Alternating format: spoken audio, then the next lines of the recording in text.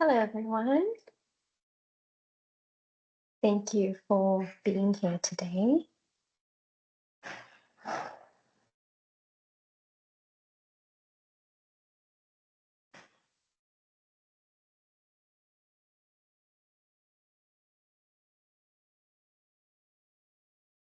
Kia ora, everyone. Hi, Harriet. Thank you so much for joining us.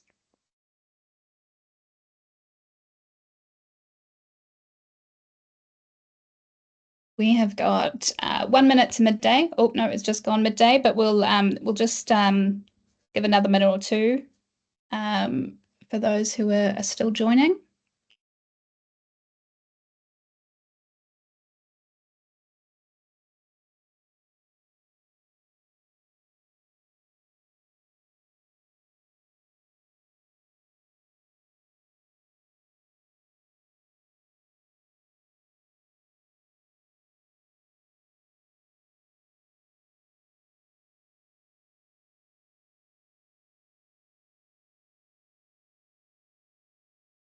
A few people just streaming in through the virtual door.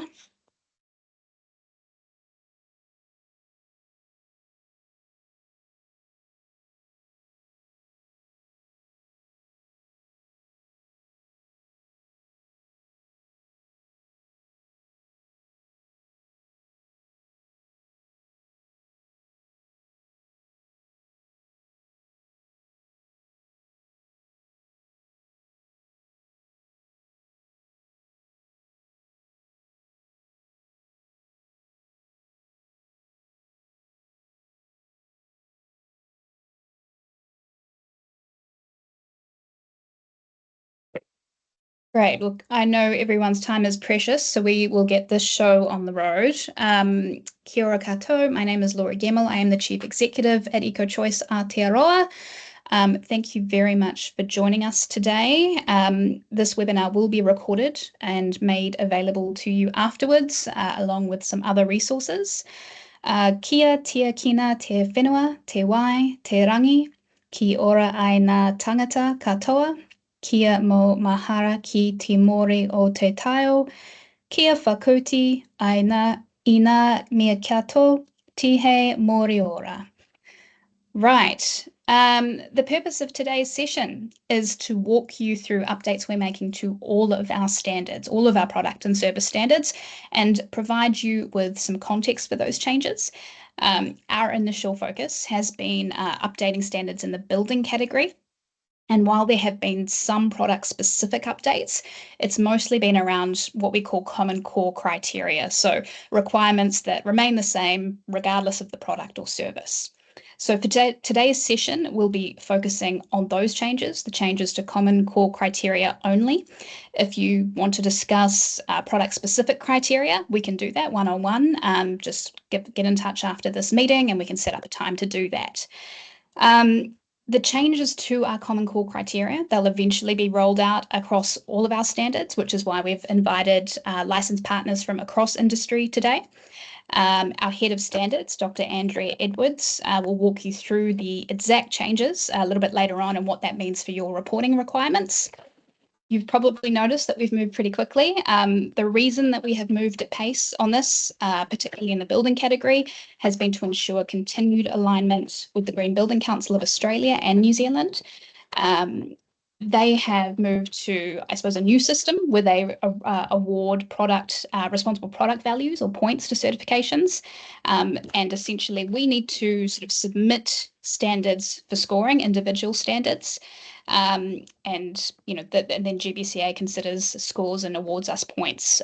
So for example, if you have EcoChoice Aotearoa Certified Plasterboard, you now get 14 points under that standard and you're recognised as best practice.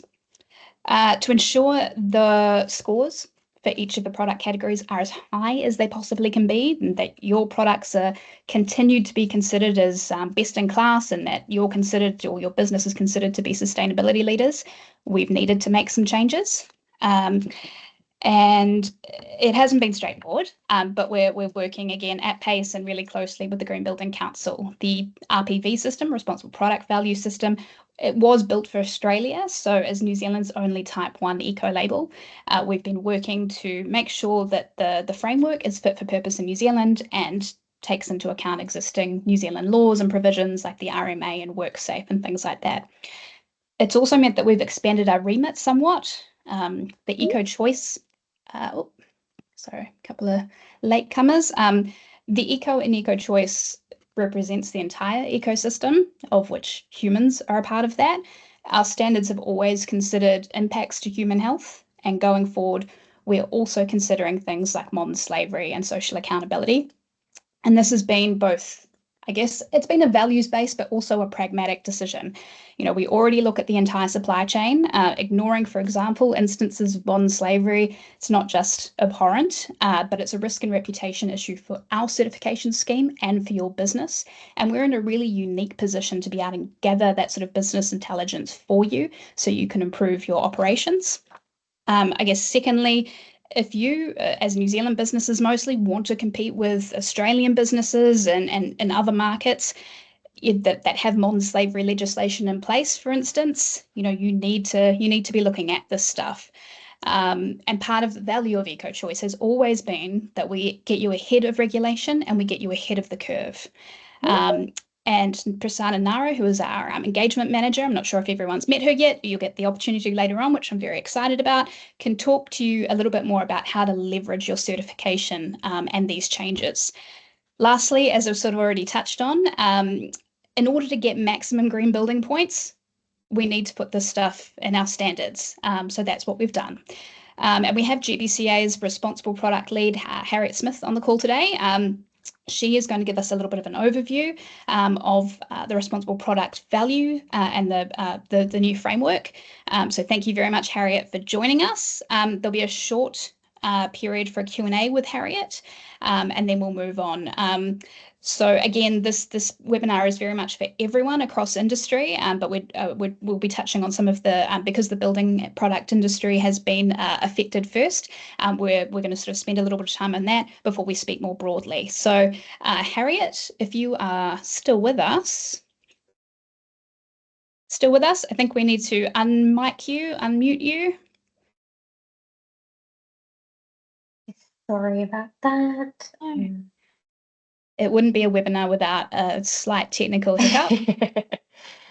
Yes, okay. I've allowed your mic to be unmuted now, Harriet. Perfect. Thank you, Prasanna. Perfect. Thanks, Harriet. I'll hand over to you to give everyone a bit of an overview of the new GBCA Responsible Product Framework. Wonderful.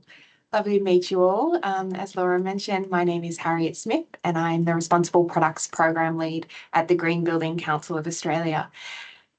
The Green Building Council of Australia, I don't know how familiar you are with the GBCA and GBC New Zealand, but we are a not-for-profit organisation that advocates and educates for a low carbon and healthy building environment. So I'm here to talk to you about the Responsible Products Program, which is a very small team in Australia that is really advocating for the products and materials that go into our buildings.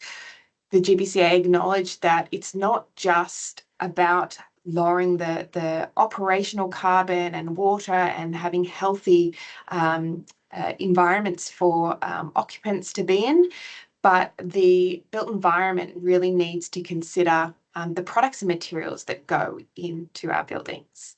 So that's where we came up with the Responsible Products Guidelines. And this is what you can see on the screen here. If anyone is familiar with Green Star, it's very similar to Green Star in terms of the layout of the credits. The spacing on this page has gone a bit funny on my end, so apologies for that. But we have 4 key areas: responsible, healthy, positive, and circular.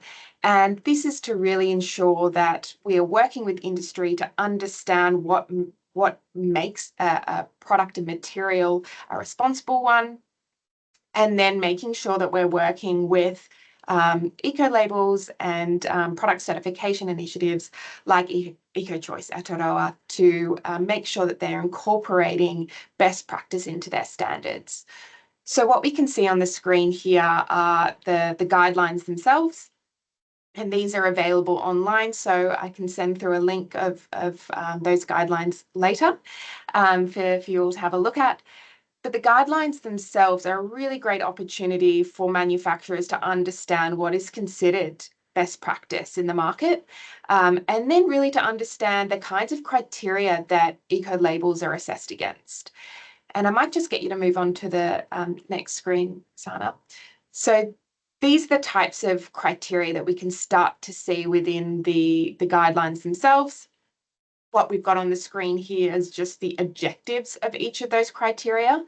So, and again, you'll start to see these types of things come up in the standards that you're being assessed against. So, does the manufacturer have, are they on a trajectory to fully decarbonise their products by 2050? Are they thinking about the extraction of their resources and collaborating with Indigenous communities to make sure that consent is received? Are they disclosing the ingredients of their products to the market? So these are all the sorts of things. Again, this is just very high level, but the sorts of things that we have worked with industry to define what's important. And then this is what the standards are assessed against. So next slide, please. And these here are the further detail that you'll expect to see within the guidelines themselves. So we've got the individual credits, and you can probably start to see some familiarity with wording in terms of environmental management. So as a licensee, requiring to have an environmental management system, disclosing your carbon. Chain of custody is also a term that you might start to see. So these are the sorts of criteria and the things that we look for within the standards and will assess the standards against. I'll just get you perfect. And in terms of the process, so why is this important? We want to recognise Green Star project teams for the use and the careful considerations of products and materials within their buildings.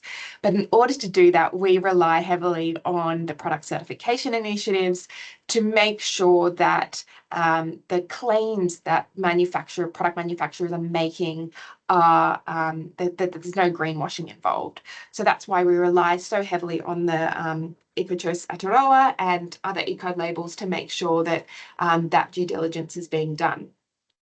So in terms of how we go about assessing certification initiatives, we will either receive a request from the initiative themselves. So we've been working with EcoChoice Aotearoa for a while now. So when there are new standards that come up, we can have a conversation to understand how we can align the criteria with the standards.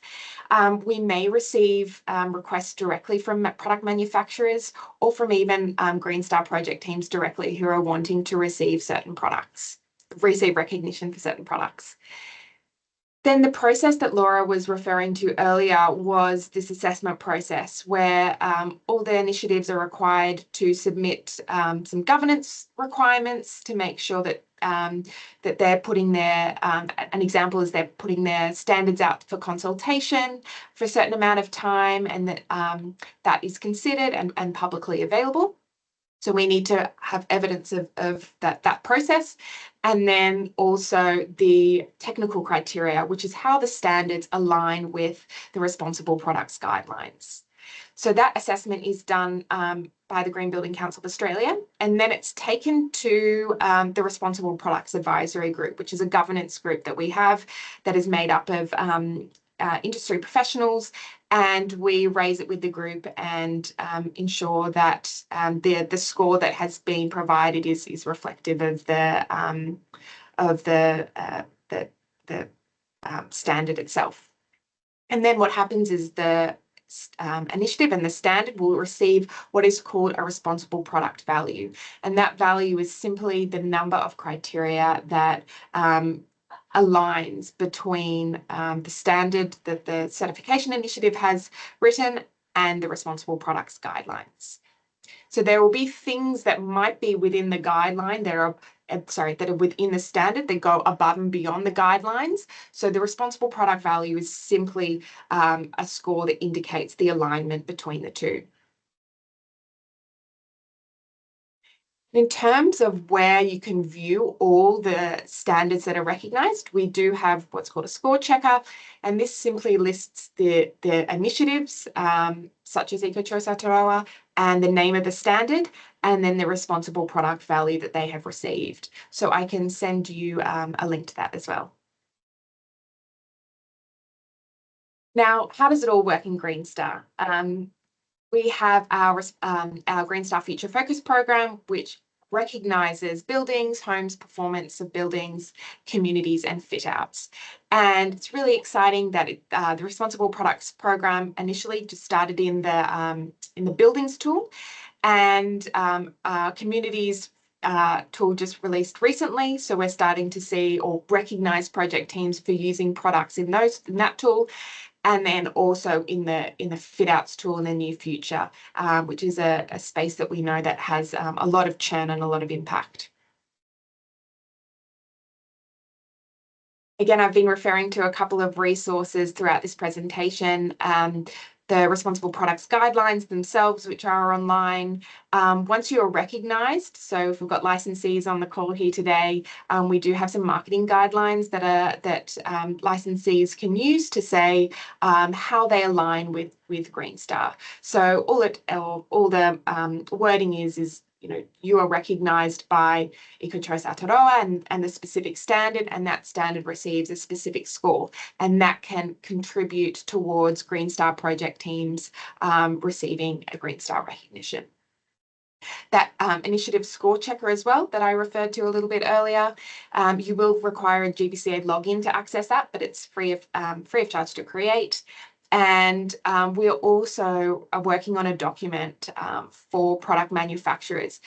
Because we work directly with the initiatives themselves, we really wanted to make sure that the message that we are communicating to product manufacturers was clear. So we're coming up with a new document that we'll be able to send out to licensees so that they can make sure that they're talking to potential projects about how their products can help contribute towards Green Star. That's everything from me today.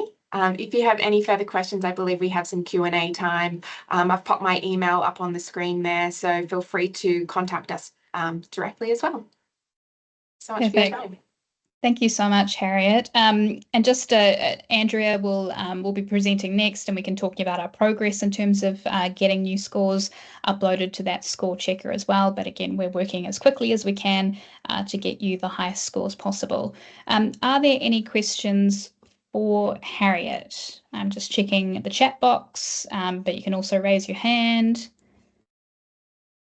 While we're waiting for those questions to come in, I'll just quickly comment on something you noted just there, Laura, about the scores, and I can send this through as well. Maybe I can send it through to you, Andrea, and you can send it through to the group here. But it's around the scores. The scores differ, or what's considered good practice and best practice, it's capped. So I suppose there's a lot of conversation around product manufacturers wanting to receive the highest score possible. But the thing that we really want to communicate is once you receive a certain number, from a Green Star perspective, it doesn't change. So for a structural product, as an example, an RPV of 10 is considered good practice, and an RPV of 15 is considered best practice. So if you are hitting those benchmarks and those thresholds, you're already considered best in the market, and you can go about communicating that to project teams. Because if you're thinking about a score of 16, 17, 18, from a Green Star perspective, it is not going to impact the project teams. And that's the message that we really want to communicate. It is wonderful to receive a great score, but at the end of the day, the scores of 10 and 15 are really wonderful. So just want to make sure that that's really clear. And again, that'll all be communicated within that guidance document as well. That's a great call out. Thanks, Harriet. I think we've definitely had a few businesses that we work with asking about higher scores.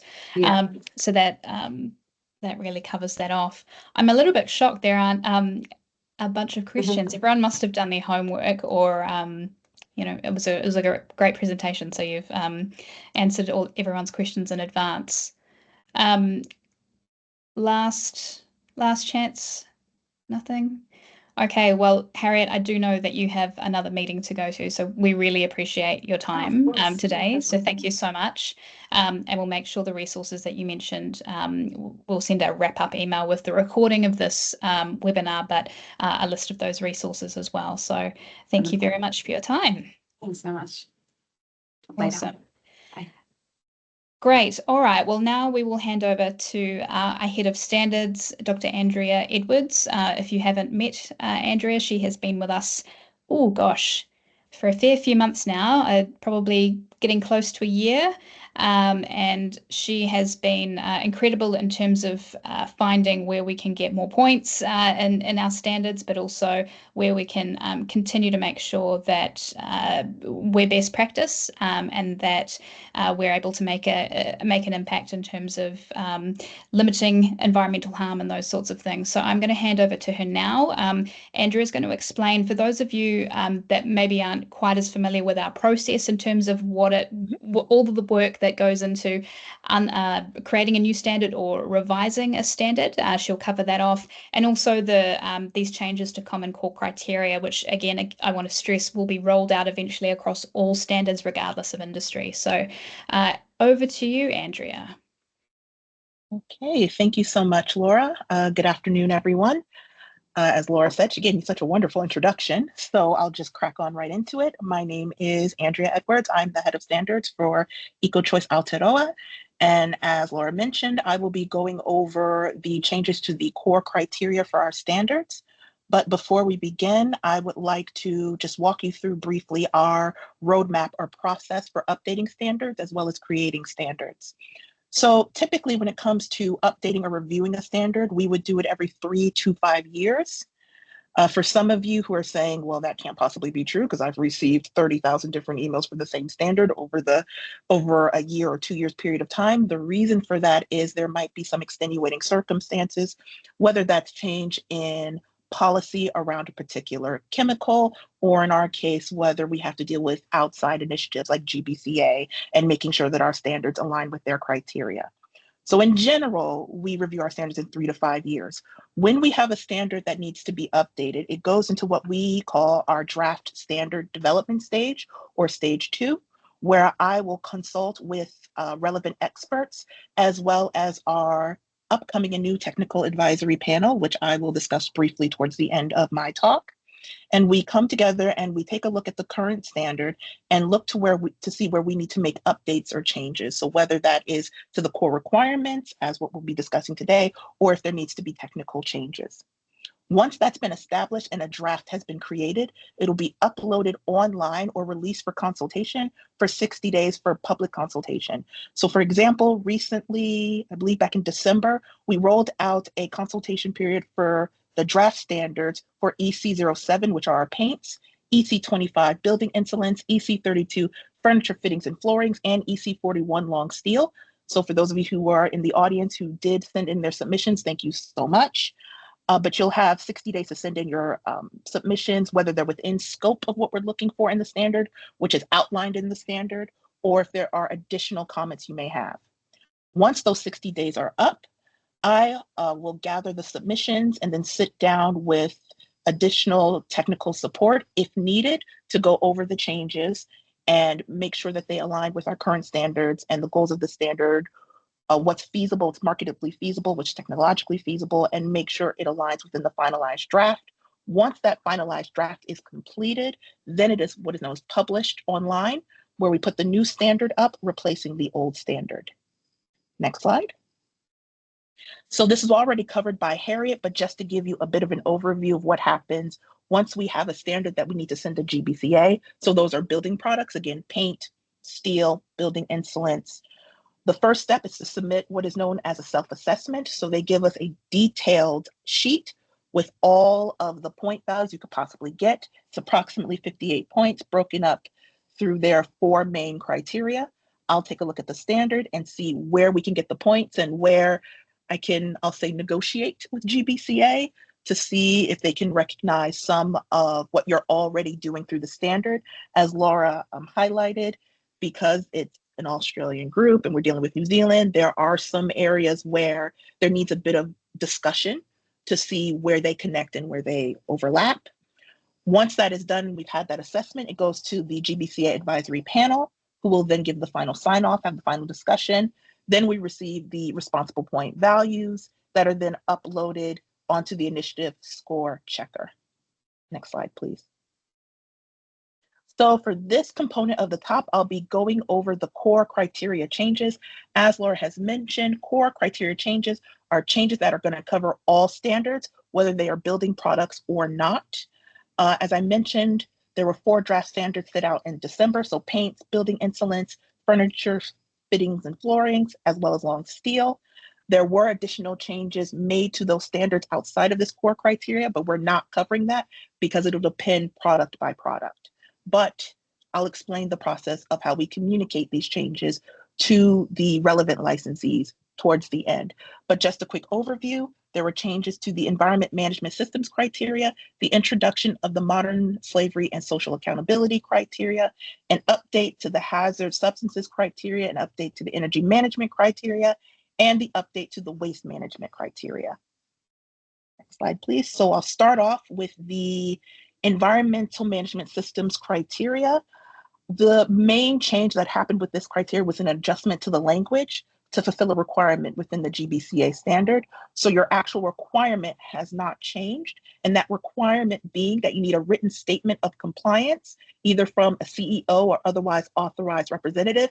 And you will need an environmental management system that is either based on ISO 14001, something similar, or a detailed process for controlling hazardous substances, discharges to air, land, and water, or other relevant environmental impacts. So for example, Environmark Diamond level. So Diamond level would be an equivalent that we could accept. If you have individual questions about your environment management systems and whether or not it would be accepted, feel free to email me and we can go over it. Next slide, please.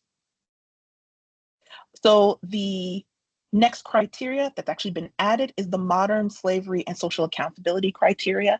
As Laura mentioned, this was added on through GBCA's point system, but also just a little aside, and if you have questions about it, we can discuss it later. There are shifting in other programs and licensing programs that are looking at social issues. So issues around forced labor, unequitable pay. So this is more of a response to a broader shift in the conversation rather than just one specific individual initiative. But to keep within the scope of this discussion, to let you know what you will need, you need a publicly available policy or policies, sets of procedures that address human rights, diversity and inclusion, and anti-bullying as understood according to international law. So what do I mean by that? When we're talking about a human rights policy, you need a policy that aligns with the international human rights standards. So for example, the International Bill of Rights, the International Labor Organization Declaration on the Fundamental Principles, and they have sub-principles that include the minimum age conviction, as well as the Discrimination, Employment, and Occupation Convention of 1958. In our standards, we give you the full list to look out. I'm not going to read them all out to you, but you need a policy that aligns with those international standards. In terms of policies that address diversity and inclusion, you need a policy that outlines commitments to equal opportunities, non-discrimination, and fostering a sense of inclusion workspace. And in terms of anti-bullying, the policy needs to not only define workplace bullying or bullying within the workplace, but talk about the reporting mechanisms and enforcement measures. So again, in terms of requirements, not only do you need a written statement on compliance, but you also need, as well as the physical copies of the policies, procedures, and plans, there needs to be a record demonstrating how the plans have been effectively implemented, as well as monitoring those results. Next slide, please. So the update to hazardous substances criteria. In your standards, they're going to be located in different sub areas and categories. That's why I'm not putting specific locations, because it'll look different per standard. But in general, you need a publicly available document. So we're talking about a safety data sheet or a technical data sheet, which discloses all hazardous substances and chemicals of concern in accordance with the Globally Harmonized System, or GHS. So I do know that with some of the feedback, and once again, thank you so much for that feedback. For those of you who submitted, there's been a bit of confusion as to what kind of documents you would need, whether or not we would be asking you to publicly reveal, intellectual property. No, that's not what we're asking for. If you have a safety data sheet that follows the GHS system, then you're fine. That we will accept. And so a couple of things to also keep in mind when we talk about the SDS or the TDS, it not only needs to comply with the GHS system, it needs to comply with the New Zealand Health and Standards Work Act and the Hazardous Substances and New Organisms Act. Products sold in New Zealand need to also meet those legislative requirements for their SDS as well. Next slide, please. Now, so this is a bit of a long one, and this is our update to energy management criteria. For those of you who are familiar with our standards, that section has now changed. The first change is that it's no longer called just the energy management criteria. It's now the energy management and greenhouse gas emissions criteria. So that is its new name. In terms of the criteria that you need to have, first and foremost, you need to have an effective energy management policy or procedures and/or an energy management program. So we need detailed documentation of your energy management program or system. Every year, you need to send an energy management report, and it's going to look slightly different depending on your product. But in general, that report is going to break down the total energy use. There's a breakdown of that total energy use in terms of the types of energy used, whether that's chemical, electrical, et cetera, whether or not it's renewable sources, energy used related to the production, your methodology for the emissions. So there's a number of methodologies you might use. You may use the life cycle assessment framework. So those are your ISO 14040 or ISO 14044 or ISO 14067. We're not saying you have to use these. I'm just giving you examples. There's a number of them, but you have to document them. The energy use during your transportation of raw materials, as well as initiatives for reducing energy use and improving energy efficiency, initiatives to calculate and reduce embodied energy and CO2 emissions or greenhouse emissions, initiatives that look at the requirements for suppliers, as well as information on energy use and management, including the renewable energy and where that information is available through the licensee. Next slide. Oh, I kind of jumped ahead. In addition to that, you also need to have a public commitment, a declaration to decarbonize between now and 2050 on a 1.5 degrees Celsius trajectory with incremental reduction up to 2030. So it needs to be a public declaration available on your website. Yeah, we can move on to the next slide. Sorry, let me go back. Back one more, please. So in terms of your requirements, as I mentioned before, you'll need to have a detailed description describing your environmental management policy, plans, and procedures, details around your performance and how you're reaching your targets. And we're looking at the reduction of energy use and greenhouse emissions year by year. So there needs to be, on average, a steady reduction. So just to put a little caveat here, let's say year one, you have a reduction, year two, you have a reduction, year three, you have an increase. That does not mean that once we hit year three and we see an increase, your license is done. No, we're going to look over time because we understand that there are changes in production. There might be additional production need to be used. You might be changing a new system. And so there might be fluctuation with numbers. So we will take that into consideration.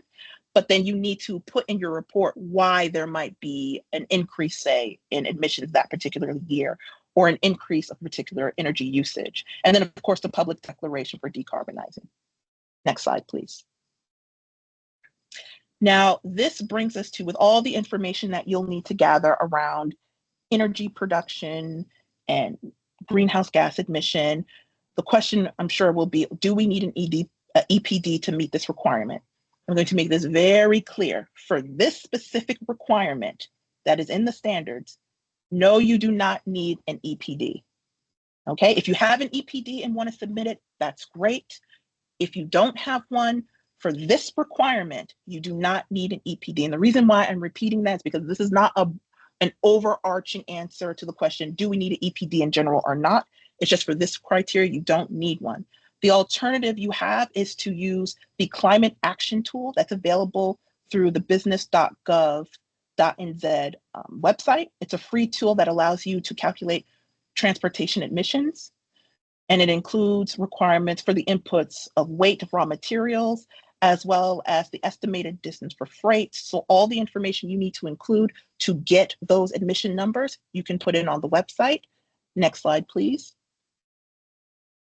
So this is just a quick video of what it looks like. So when you go to the website to access the Climate Action Toolbox, it'll ask you a number of questions about your business. Is it a manufacturing business? Where you produce is an industrial processing site? Do your workers need to travel for work? Are you required to transport goods? Once you've submitted everything, you end up in the toolbox, which actually gives you, they have links to action plans and what you can do to reduce your emissions. But if you go to the emissions calculator, and you'll see here, it gives you all the information you need to submit. It allows you to pick a reporting year for your emissions. And from there, it'll ask you to submit everything from energy use on the buildings and site to the emissions that you may use through exporting your products or importing your products. And then you just submit the information. And from there, it'll give you a report on your emissions that you can then print out and submit. Yeah. Next slide, please. So for our final update, so we have the final update to waste management criteria. And so again, we've had this criteria before, but the update here is to make sure that there is an ongoing reduction in waste, as well as an increase in reuse and recycling year on year or over time.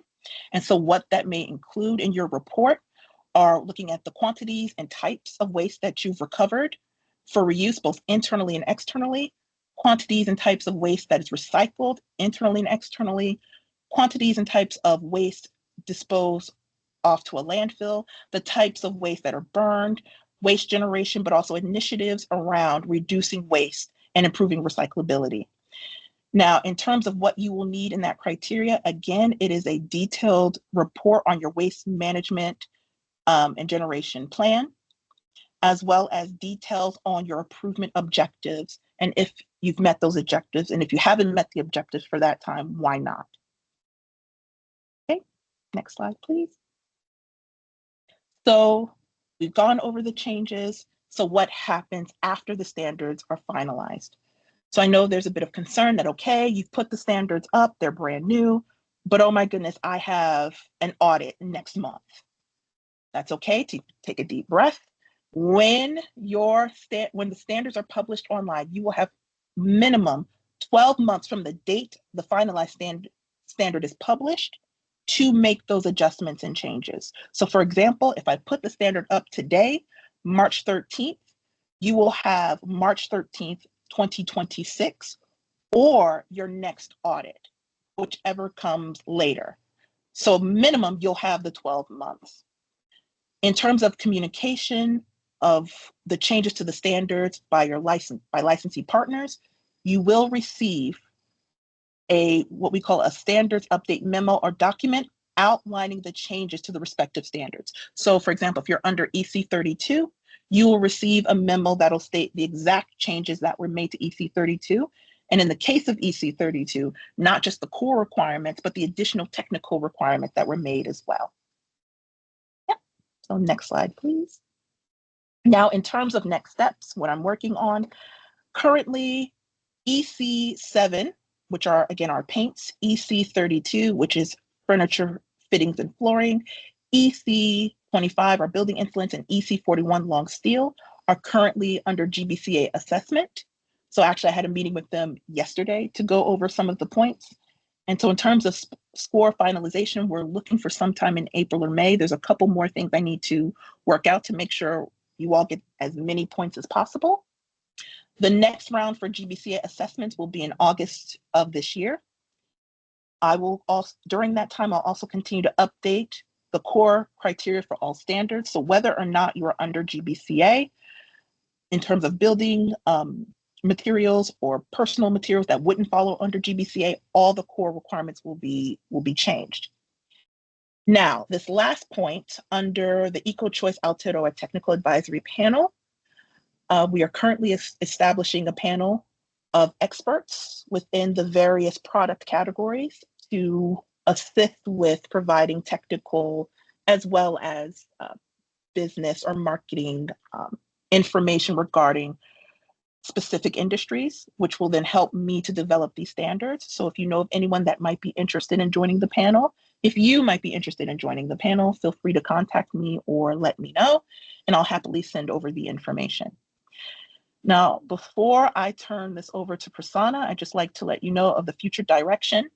One of the feedbacks that I received in this past draft and go around is where we have all these other initiatives that we use and we're not seeing the alignment. I just want to let you know that I hear you. And so within future iterations of these standards, I'll be looking at other initiatives and seeing where we overlap to see if, oh, you're already doing this program, it meets all of our criteria already. That's something that we can use as a form of requirement that we can accept. Also, I'll be looking at developing new standards. So if you have a suggestion, feel free to email me, or if you have any additional questions, please feel free to reach out to me. And so without further ado, I will turn the webinar over to Prasanna. Thank you, Andrea. Great. So before we jump into the Q&A, I'm just going to take us through really quickly how you can use these updates to standards to leverage your certification and even promote the hard work that your business is doing. And I have a couple of angles to take you through on how you can frame that for your audience. Before we get into that, for those of you who don't know me, I'm Prasanna. I'm the engagement manager with EcoChoice. I've been with EcoChoice now for about 4 months. And I might have reached out to some of you already, but I am your go-to person for anything related to comms or marketing or wanting to know how to leverage your certification. So the first angle that we can use to promote these updates to standards is being a sustainability frontrunner. Now, I think everyone here on this call has done an incredible job in meeting EcoChoice's rigorous standards for many years. And I think one of the things that you can definitely talk about is being proactive rather than following regulation. What's unique about the EcoChoice license and how it kind of asks you to raise that bar is that you are, positioning your business as a sustainability leader, an industry leader rather than a follower. And some of the ways that you can do that is showcasing your updated scores, showcasing how it is in line with best practice, and how by continuously working with us to adhere to the updated standards, you are essentially being a leader in the space. Continuous progress is sexy. So anyone can meet a baseline or a one-off certification. Again, what makes your business unique by actively tracking, measuring, keeping track of your environmental performance over time is showing that your business is interested in making genuine progress. So again, using this as an opportunity, it's a lot of hard work, but to say that you've actually gone through this effort to track your progress, showing your audience your year-on-year improvements is an excellent way to build trust amongst your clients. And talking about ethical business and just being mindful of modern slavery criteria, social accountability standards. Now, aside from it being the right thing to do, it's just good for business. So it's showing future proofing, assuring buyers of your risk management, your resilience in the market, and just essentially just showing that your business is standing up for what it believes in. And some ways that you can do that is by doing a couple of case studies showcasing how your business is meeting these voluntary standards beyond just what is expected legally, but actually being proactive about it and meeting those standards voluntarily.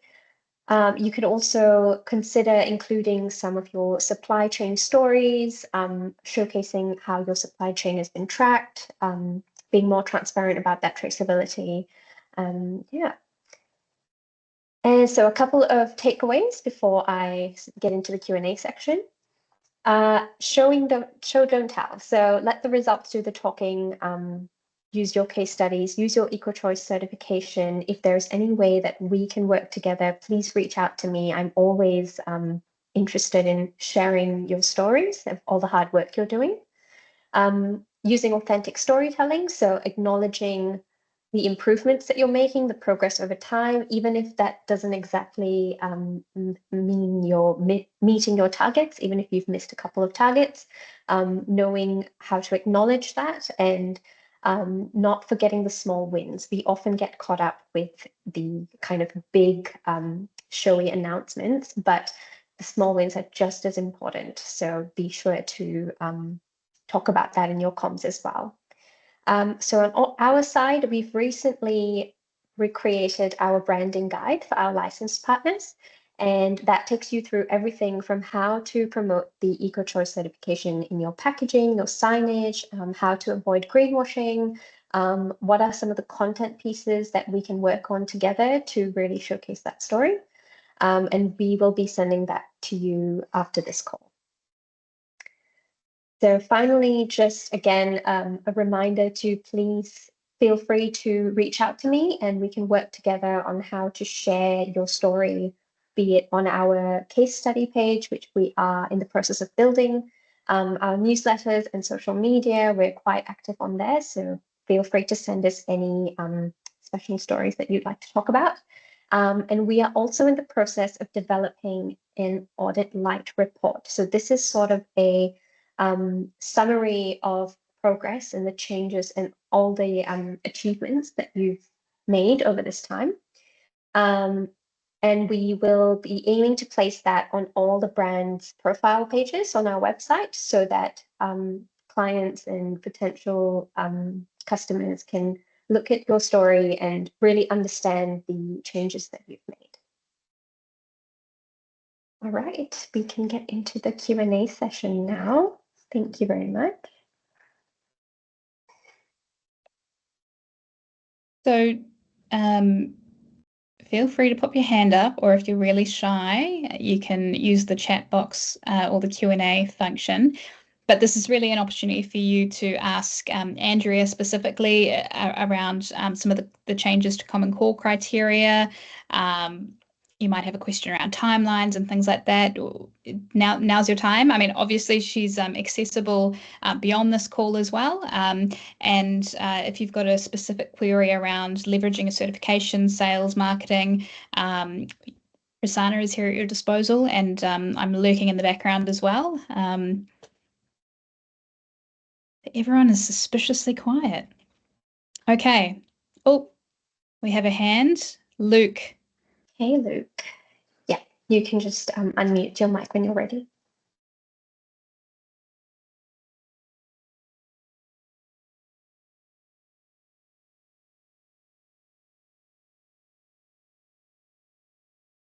Hi, Andrea. Just a question on the paint standard. With the draft, there was the proposal to include the H317 statement for substances. Is that something that BCA is still looking at moving forward on? You're on mute, Andrea. Sorry about that. Are we talking about the GHS? Yeah. Okay, yes. So that was an oversight, so don't worry about that. Yeah. Okay. No worries. So that's been clarified. Yeah. Thank you. I saw, wait, I saw your name and I was like, I knew that question was coming. So you're going to be fine. Yeah. Yeah. Okay. Thank you. Yeah. So that's been cleared up. Yeah. Oh, we have one in the chat. Oh, How long do we have to make any of these changes? Oh, okay, great. So minimum, you'll have, oh, Prasanna already answered it. Sorry, I saw the chat. That's okay. But just to reiterate for everyone else, minimum, you'll have 12 months from when the standard is published. Okay, we have a question for the Q&A. From Laura, thank you for the question. We've covered a lot today. Is there an action plan we can work through to check that we are, say, compliant and ahead of the game, please? So, oh, okay. So when you are going through your audit, you will receive kind of like a checklist of things that you'll need to do to be compliant. Once you go through the audit process again, if there's anything that is, I'll say, left over, if there were minor issues with compliance, that'll be added onto the list for the next review. So are you talking about something just way, way, way ahead of time, or? I think, sorry, Laura, I'm not sure if I'm reading your mind here, but we will be sending out for each individual standard that summary of changes as well. So that's essentially your action plan, and it will have the, Andrea has touched on it already, but really expanding on what the requirements are, what exactly you need to do. So we're just working through that at the moment. There are, it's not a one size fits all thing. So you will receive that as well. Does that answer your question? I'm going to assume we have, unless I hear otherwise. Okay. Denise. Yes. When does the standard get published?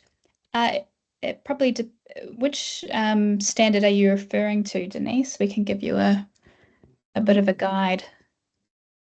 If it's one of the ones, EC 41, EC 07, 25, or 32, we're really kind of, I guess, at the mercy of the Green Building Council. We'll get those points back and publish them afterwards. So, Andrew, I'm not sure if I'm being too ambitious, but I mean, we would hope towards the end of April. Would that be?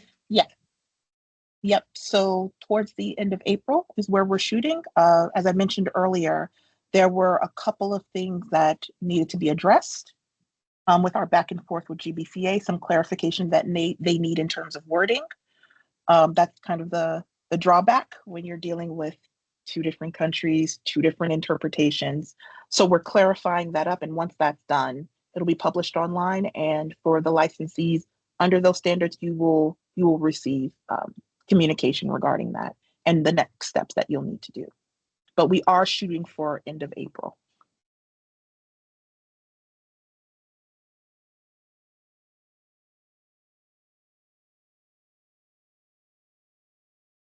Paper products. Sorry, Alex has just mentioned that Denise, you're with Cotton Soft. So paper products doesn't fall under Green Building Council.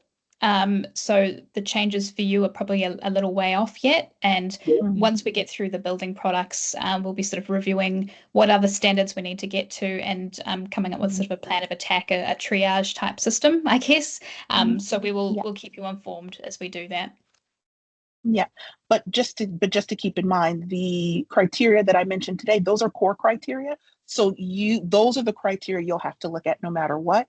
The only slight difference we may have is in the waste and energy, because there might be specific additional criteria for those two categories. But in terms of modern slavery, EMS, product of the declaration for chemicals, that's all going to be standard within the standard. So in a way, you are kind of getting a heads up as to at least some of the criteria you need to be aware of. And again, there will be a consultation period. So if there's nuance that we haven't considered at this point, that's your opportunity to talk to us through that. Yeah. Yes, you will get a copy of this presentation and some resources as well. Excellent. Thank you for your questions, Denise. Is there anything else? Otherwise, we can give you all a little bit of time back. But again, I just want to reiterate that we are available to talk through any of this stuff at any point. We will, obviously follow up with a recording of this and additional resources. Oh, another one. Oh, is it only that Diamond? Yes. So Diamond is the only one that'll be recognized. If there is another environmental management system that you think, hey, actually, this should be recognized, just let me know. But EnviroMark Diamond was just an example in case you're not using the ISO 14001.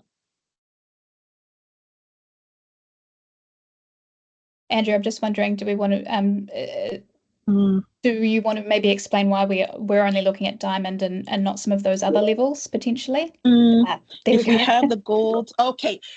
Yeah, so it's around the kind of the overlap of what they look at in terms of the environmental management. We found that the Diamond is far more detailed in terms of looking at impact and environmental management compared to the gold or the bronze. However, if you really think that, wait a minute, we should be looking at the gold, I'm happy to have a look. But so far, we've only really accepted the EnviroMark Diamond level. But again, if there are other environmental management systems that you think should be considered, I'm happy to look at it.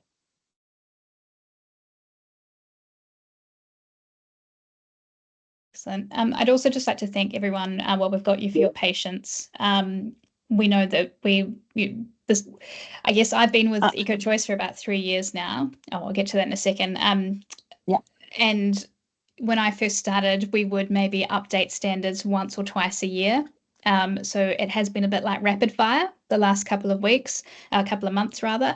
But again, that's really because we're working really hard for you guys. We want your hard work to be recognized. We want you to still be considered to be best practice and to be, as Prasanna mentioned, sustainability leaders. So the reason that we're working at pace and making these changes is to make sure that the eco label is still valuable to you. I'll hand back to Andrea because I have failed to memorize EC58. I couldn't tell you which one that is. So with EC58, off the top of my head, I believe that's detergents.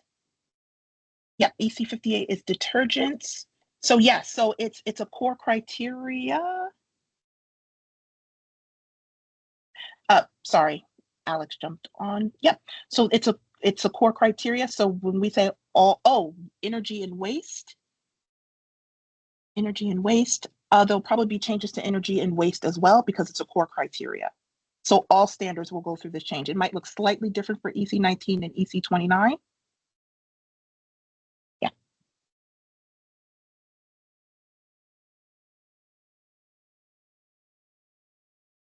So hopefully that answered the question. I feel like every time I start to talk, there's another question, so I was just pausing. Okay, well, if that is everything, we will, when we do send out the recording, we'll also include everyone's email addresses there so you can reach out to the most appropriate person with any follow-up questions. But again, we hope it's been useful today.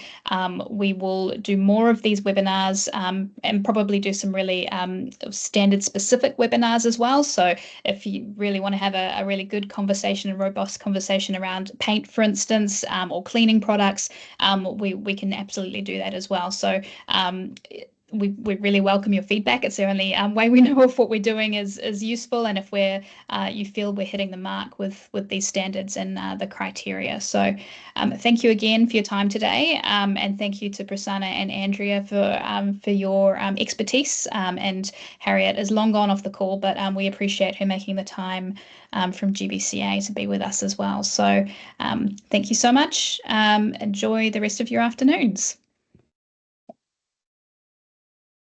Thank you.